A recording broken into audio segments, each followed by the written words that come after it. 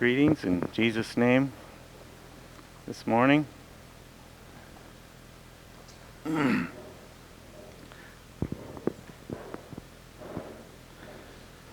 think it was the third verse in that song. Just stood out to me. The songsters in the arbor that stood along the way attracted his attention, inviting his delay. Just recently was thinking about how easily we're distracted, how easily I'm distracted. Just anything that even it's just easy for us to become distracted from whatever it is that we've set our mind to doing, or whatever the job is at hand. And the same applies to our Christian life. It's easy for us to be distracted, and there's one who is actively trying to distract us. All right. I was just going to read some scriptures. They're fairly long, so I don't know if I'll have a whole lot to comment. I have a few thoughts I might share along the way, but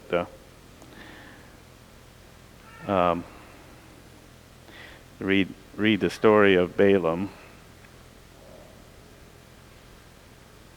There's a lot written about Balaam, despite the fact that he's a very questionable character.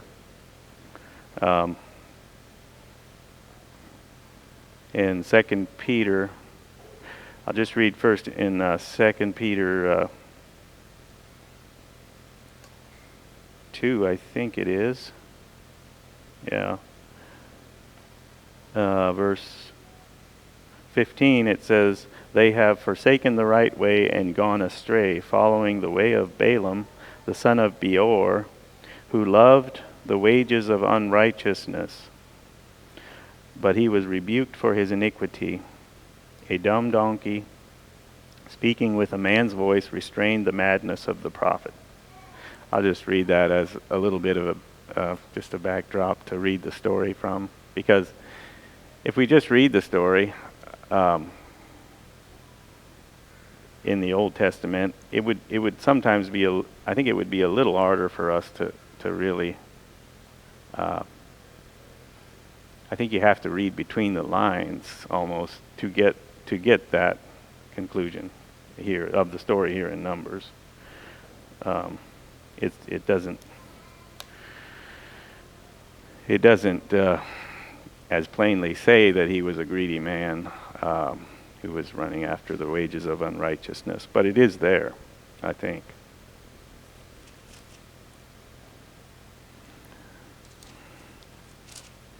There's a lot of good people that the Bible mentions, but doesn't talk so much about them. Like most of the apostles, we don't read hardly anything about in the scriptures. But we have this fairly lengthy account here of Balaam. So I'm going to start reading in Numbers 22, verse 1. Then the children of Israel moved and camped in the plains of Moab on the side of the Jordan across from Jericho. Now Balak the son of Zippor also saw all that Israel had done to the Amorites, and Moab was exceedingly afraid of the people because they were many. And Moab was sick with dread because of the children of Israel. So Moab said to the elders of Midian, "Now this company will lick up everything around us, as an ox licks up the grass of the field." And Balak the son of Zippor was king of the Moabites at that time.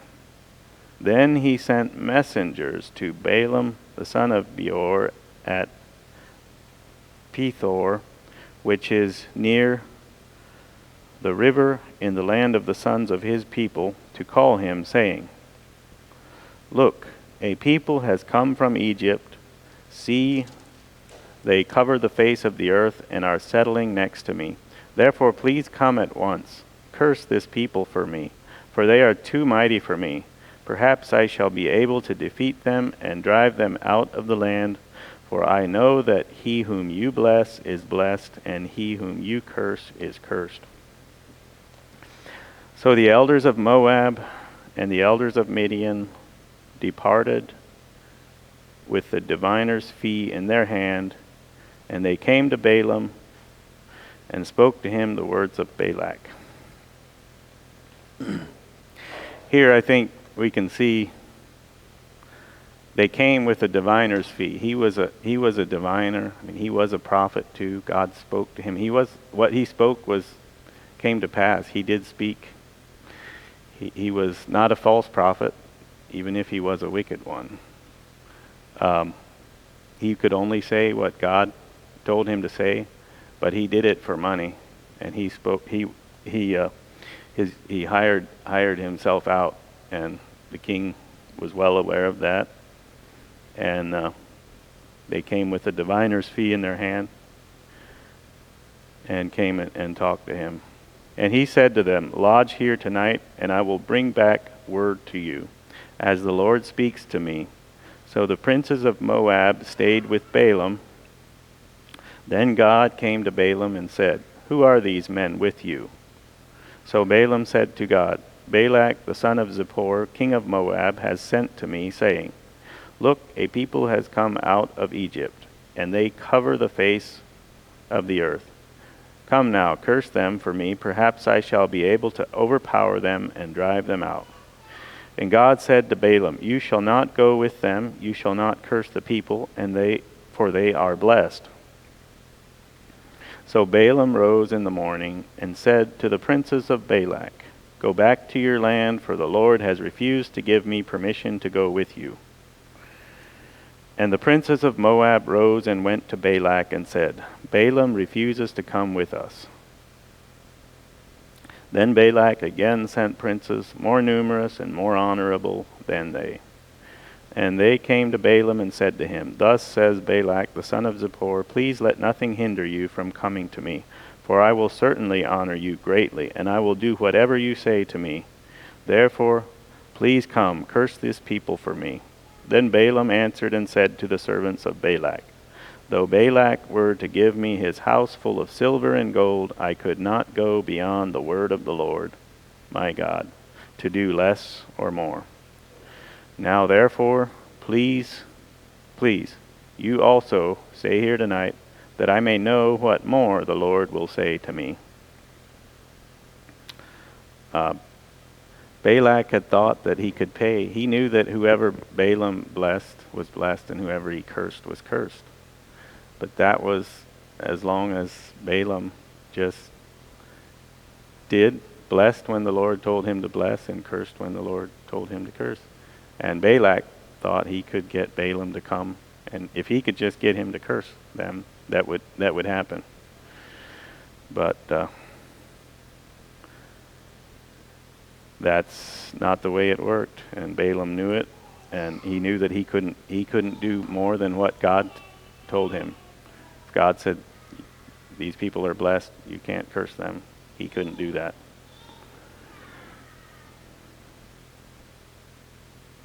As much as I'm sure he wanted that silver and gold, house full of silver and gold. And God came to Balaam at night and said to him, If the men come to call you, rise and go with them, but only the word which I speak to you, that you shall do. So Balaam rose in the morning, saddled his donkey, and went with the princes of Moab. Then God's anger was aroused because he went, and the angel of the Lord took his stand in the way as an adversary against him. And he was riding on his donkey, and his 2 servants were with him. This has been a verse that's been a little hard for me to understand. God told him to go the second time, and then after he went. It says God's anger was aroused because he went. And the angel of the Lord stood in his way. And I think it's because God could see his heart. And that's what aroused his anger. God could see what we couldn't see. He could just see down in his heart and see the greed, the greediness, the desire for the money that Balak was offering him, the desire for the wages of unrighteousness, as it says there in Peter. And God stood against him. Now the donkey saw the angel of the Lord standing in the way with his drawn sword in his hand. And the donkey turned aside out of the way and went into the field. So Balaam struck the donkey to turn her back onto the road. Then the angel of the Lord stood in a narrow path between the vineyards, with a wall on this side and a wall on that side. And when the donkey saw the angel of the Lord, she pushed herself against the wall and crushed Balaam's foot against the wall, so he struck her again. Then the angel of the Lord went further and stood in a narrow place where there was no way to turn either to the right hand or to the left. And when the donkey saw the angel of the Lord, she lay down under Balaam, so Balaam's anger was aroused, and he struck the donkey with his staff. Here I think we can see coming out the anger and the frustration that was in his heart that God had seen all along. Balaam was angry and frustrated because he was not getting, presumably, he wasn't getting the right answer from God. He wasn't going to be able to curse these people and get the diviner's fee. He was not here. Just his anger is really coming out, and he's hitting his donkey.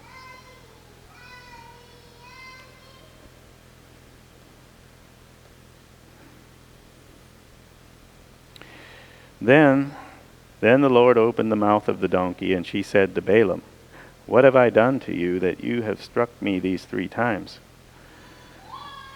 And Balaam said to the donkey, "Because you have abused me, I wish there were a sword in my hand, for now I would kill you."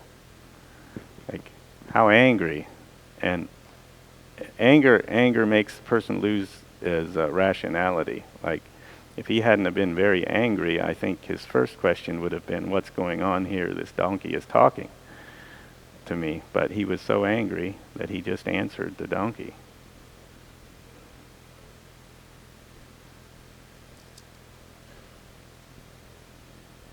So the donkey said to Balaam, "Am I not your donkey on which you have ridden ever since I became yours to this day? Was I ever disposed to do this to you?" And he said, "No." Then the Lord opened Balaam's eyes, and he saw the angel of the Lord standing in the way, with his drawn sword in his hand, and he bowed his head and fell flat on his face. And the angel of the Lord said to him, "Why have you struck your donkey these 3 times? Behold, I have come out to stand against you, because your way is perverse before me." He's calling him out for his way. And I think in Peter there it talked about the way of Balaam. And here the angel is saying that his way is perverse. Balaam's way. And that's why he came out to stand against him. And I just think it's also, this is kind of maybe it's a side note, I don't know, but it's part of the story here. God is calling him out for being cruel to his donkey.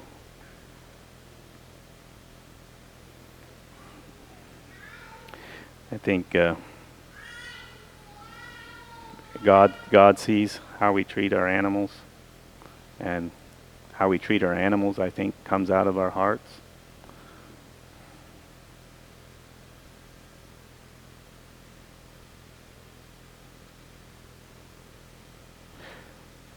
And it says God opened up the mouth of the donkey. It said what? I mean, I tend to think this was actually God speaking. I don't know if through the donkey, but I'm not sure. And God is saying, like, why did you hit me?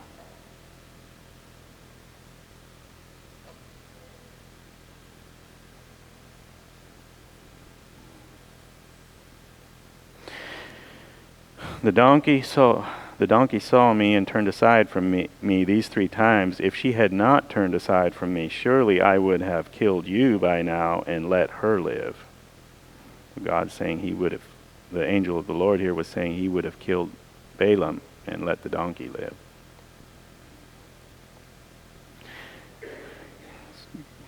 So God cares about donkeys, and he cares about sparrows. He sees each one fall. I thought of that verse when I was thinking about this and just about how we treat animals.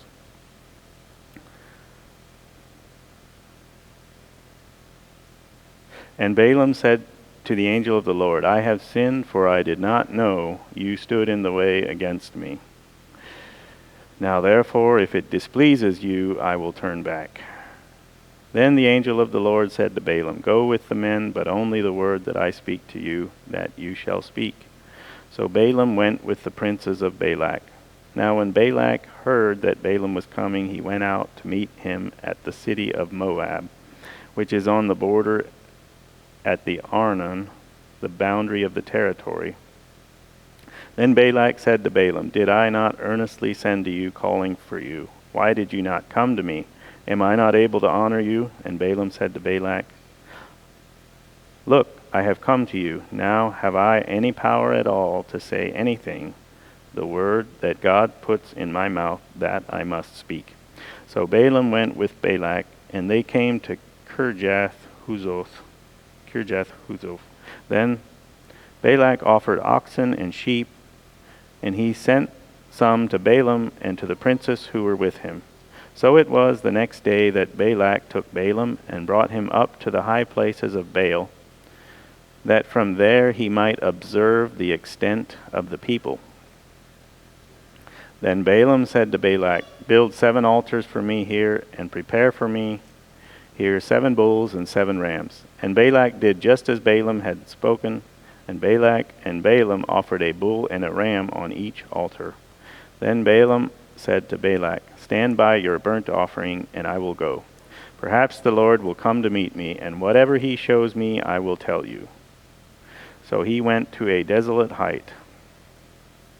And God met Balaam, and he said to him, I have prepared the 7 altars, and I have offered on each altar a bull and a ram. Then the Lord put a word in Balaam's mouth, and said, Return to Balak, and thus you shall speak. So he returned to him, and there he was, standing by his burnt offerings, he and all the princes of Moab. And he took up his oracle and said, Balak, the king of Moab, has brought me from Aram, from the mountains of the east. Come, curse Jacob for me, and come, denounce Israel. How shall I curse whom God has not cursed, and how shall I denounce whom the Lord has not denounced? For from the top of the rocks I see him, and from the hills I behold him. There, a people dwelling alone, not reckoning itself among the nations. Who can count the dust of Jacob, or number 1/4 of Israel? Let me die the death of the righteous, and let my end be like his. Then Balak said to Balaam, What have you done to me? I took you to curse my enemies, and look, you have blessed them bountifully. So he answered and said, Must I not take heed to speak what the Lord has put in my mouth? Then Balak said to him, Please come with me to another place from which you may see them. You shall see only the outer part of them, and shall not see them all. Curse them for me from there. It just seems like Balak as well as Balaam, they just keep trying. They just don't take the answer from the Lord. It seems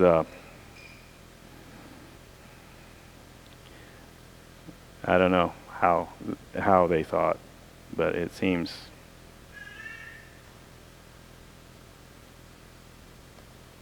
I guess maybe this is an instance of God hardening the hearts because he had something he wanted Balaam to say yet.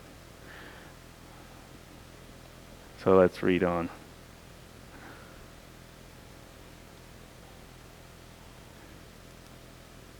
So he brought him to the field of Zophim, to the top of Pisgah, and built 7 altars, and offered a bull and a ram on each altar.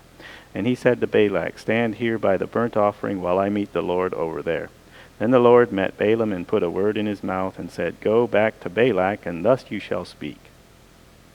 So he came to him, and there he was, standing by his burnt offering, and the princes of Moab were with him. And Balak said to him, "What has the Lord spoken?" Then he took up his oracle and said, "Rise up, Balak, and hear. Listen to me, son of Zippor. God is not a man that he should lie, nor a son of man that he should repent. Has he said, and will he not do? Or has he spoken, and will he not make it good? Behold, I have received a command to bless. He has blessed, and I cannot reverse it. He has not observed iniquity in Jacob, nor has he seen wickedness in Israel. The Lord his God is with him, and the shout of a king is among them. God brings them out of Egypt. He has strength like a wild ox. For there is no sorcery against Jacob, nor any divination against Israel. It now must be said of Jacob and of Israel, oh, what God has done. Look, a people rises like a lioness, and lifts itself up like a lion. It shall not lie down until it devours the prey, and drinks the blood of the slain. Then Balak said to Balaam, "Neither curse them at all, nor bless them at all." So Balaam answered and said to Balak, "Did I not tell you, saying, all that the Lord speaks, that I must do?" Then Balak said to Balaam, "Please come, I will take you to another place. Perhaps it will please God that you may curse them for me from there." It almost seems like Balak didn't believe in God. Like he just thought it was all divination, or maybe it was all chance or something. Maybe not divination, but that if they tried it again, whatever Balaam's methods were for speaking to God, that maybe God would maybe he'd come up with a different answer.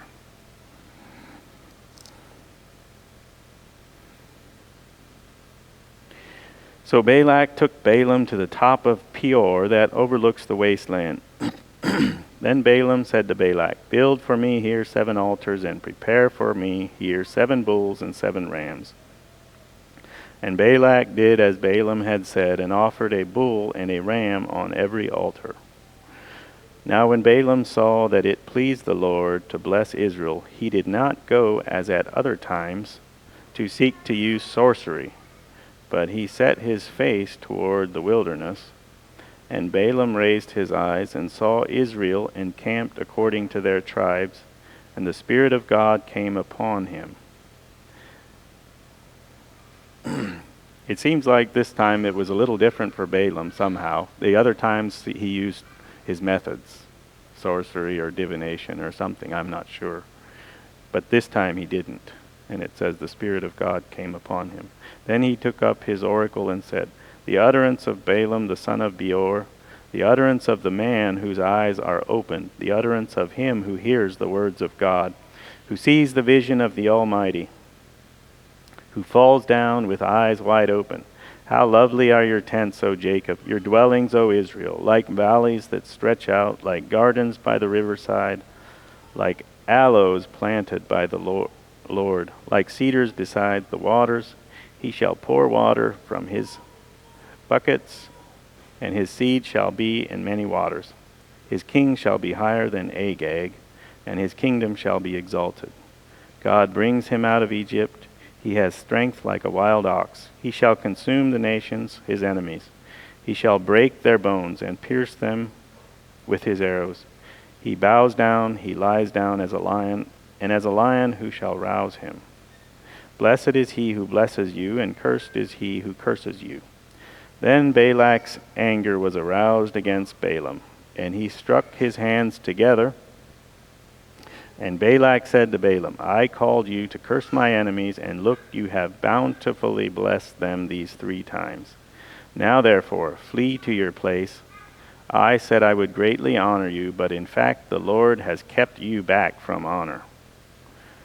So Balaam said to Balak, Did I not also speak to your messengers, whom you sent to me, saying, If Balak were to give me his house full of silver and gold, I could not go beyond the word of the Lord, to do good or bad of my own will? What the Lord says, that I must speak.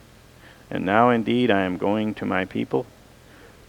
Come, I will advise you what this people will do to your people in the latter days. So he took up his oracle and said, The utterance of Balaam the son of Beor, and the utterance of the man whose eyes are opened, the utterance of him who hears the words of God, and has the knowledge of the Most High, who sees the vision of the Almighty, who falls down with his eyes open. I see him, but not now. I behold him, but not near. A star shall come out of Jacob, a scepter shall rise out of Israel, and batter the brow of Moab, and destroy all the sons of tumult. That's a prophecy of Jesus there, and I've read that perhaps that's where the wise men who came from the east got their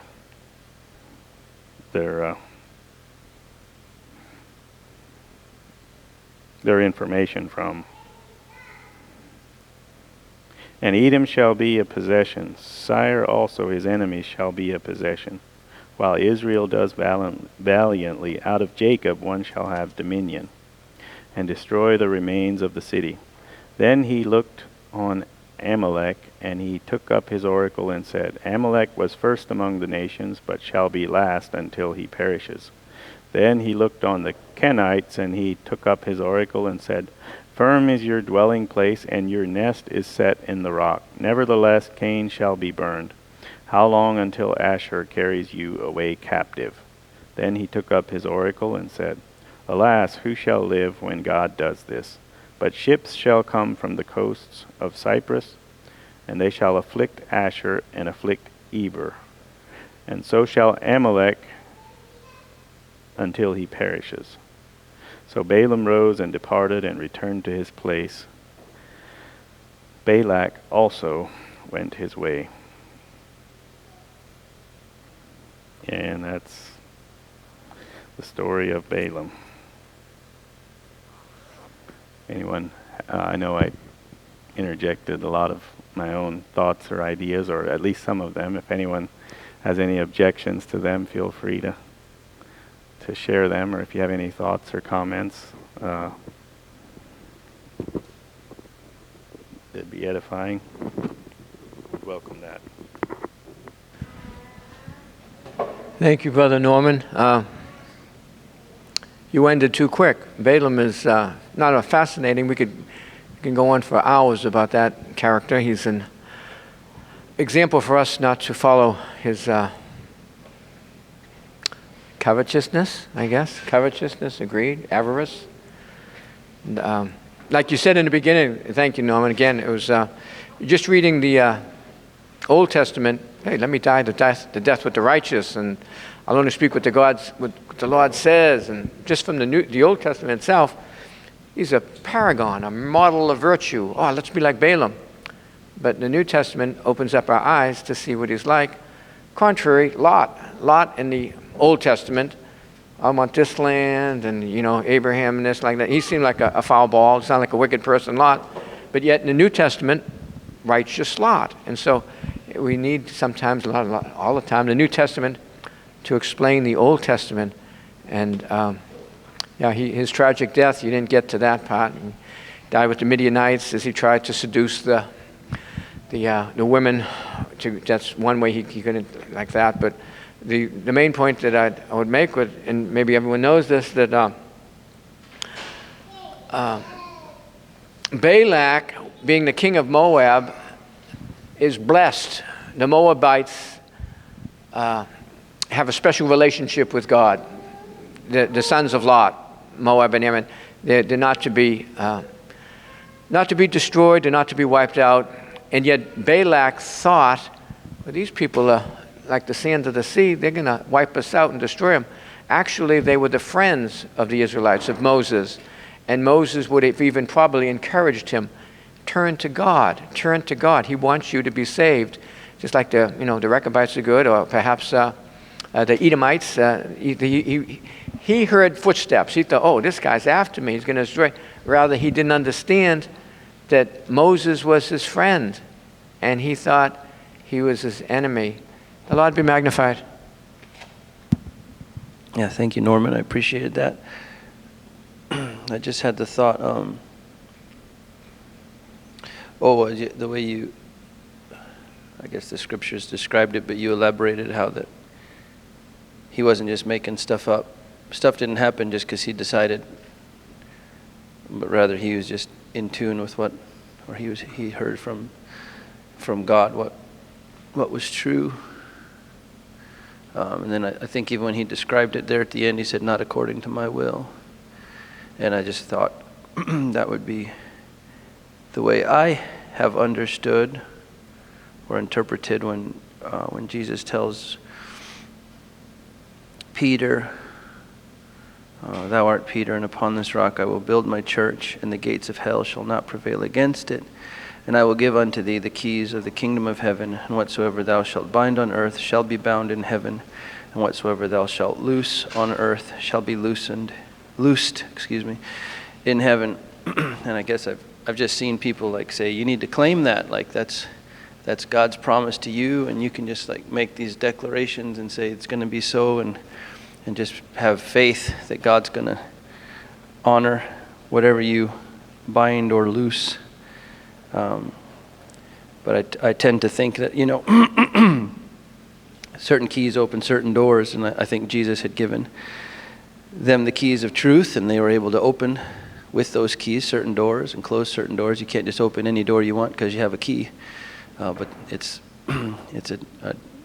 keys are specific to specific doors, and I think similarly he had given them he had taught them the truths of what would be bound and what would be loosed, and so therefore they knew what was going to be bound and loosed, and they declared what would be bound and loosed based on what the Lord had taught them. I don't think they just had the power to go around and say, that'll be loosed and that'll be bound, and just making their own decisions.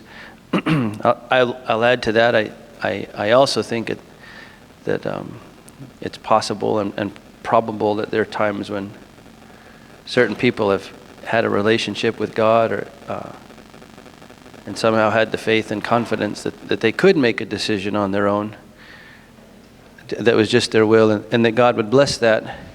I for sure think that has happened and can happen, although I guess I'm just addressing a false teaching that I've seen, where it's just every believer should just walk around binding and loosing and with confidence and faith. And then the other thing I thought of was, that you had said,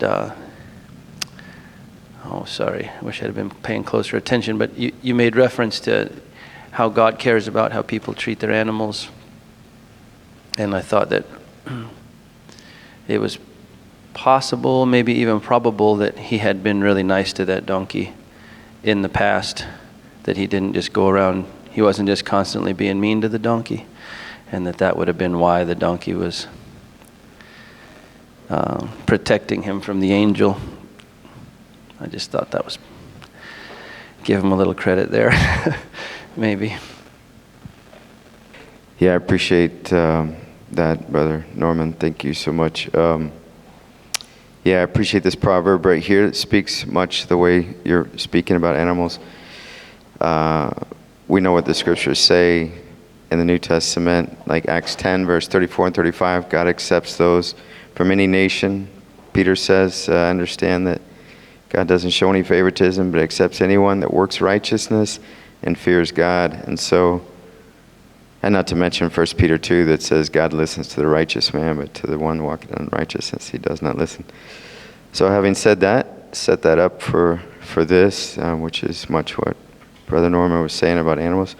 Proverbs 12, verse 10, a righteous man regards the life of his animals, has regard for the life of his animals. But in contrast to that, he says, but the tender mercies of the wicked are cruel. And I really appreciate that you said that. That's all I'm going to say. As far as the whole thing that Jesus said to Peter, I think it's a big mistake. Like the Catholics will look at that and go, oh, well, that applies, and they use that as part of their support for apostolic succession. When he said it to Peter, he didn't say it to the 12. It's not like on the Sermon on the Mount where it says he rose up, and, he went up on the mountain, and he stood, he looked at his disciples and opened his mouth and said, blessed are the poor. He looked at his disciples. So we know who he's talking to. And so Scripture many times makes it really clear at the introduction who he's talking to. Luke chapter 12, it says that just a huge multitude, some will say thousands, whatever, a lot of people were gathered together, so many so they were standing up, stepping on top of each other, and then Jesus spoke, and he starts teaching them. And so you could see the context shows who he's talking to. Here he's not talking to his disciples, he's talking to Peter. The early church understood that Peter was the head of the church. And of course, the Catholics ran with that and made it into something that's way beyond what Scripture says and stuff. But I just think in general, like when people take what God says to somebody specifically and apply it to themselves, it's taking Scripture out of context. And it's like, I appreciate that Roger Hertzler points out in his book, which I'm a big fan of that book, the one about, what is the name of it? Do you know the book, brother? Through the Eye of the Needle, yeah. One thing he says in the introduction that really has a lot to do with understanding the New Testament, I think in an important way. In some ways, I think it's a contributor to having a better exegesis or a better understanding of things, is that when you look at the Great Commission in Matthew 28:18, it says, go into all the world and make disciples of all nations.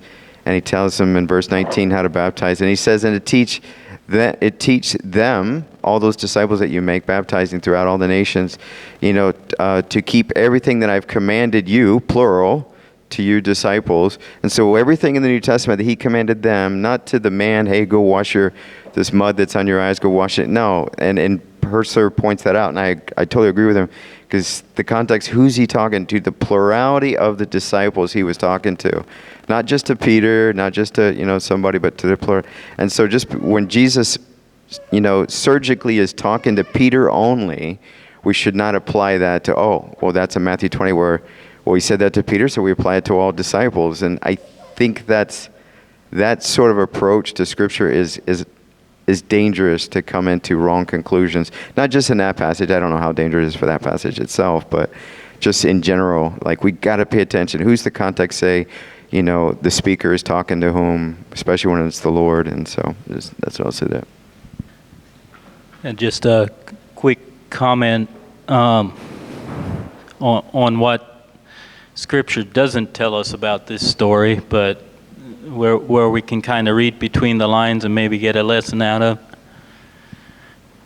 So Balaam, after doing or saying what the Lord told him to say, it doesn't tell us what happened afterward, but then it tells us, or it gives us a glimpse of something that he did in advising the Midianites how to bring down the Israelites by getting them to intermingle with them, or with their women. So we don't know what happened there, except that happened. So in my mind, and reading in between those lines, like Balaam still wanted some of that silver and gold, or if he didn't get some of that, then some kind of honor he wanted yet out of this deal. And so somewhere along the line he gave them that advice. I'm just, in my mind, he probably received something whether it be honor or whether it be part of the silver and gold that Balak had offered him to curse the Israelites. So I guess the lesson I could get out of this is that even if we speak the truth, even if and when we speak the truth to people, to just be careful that we don't act or do or say something so that we can still get some honor or something out of it for our, even if we had actually said or spoken the truth. Just getting that lesson out of that thing that happened in between the lines here.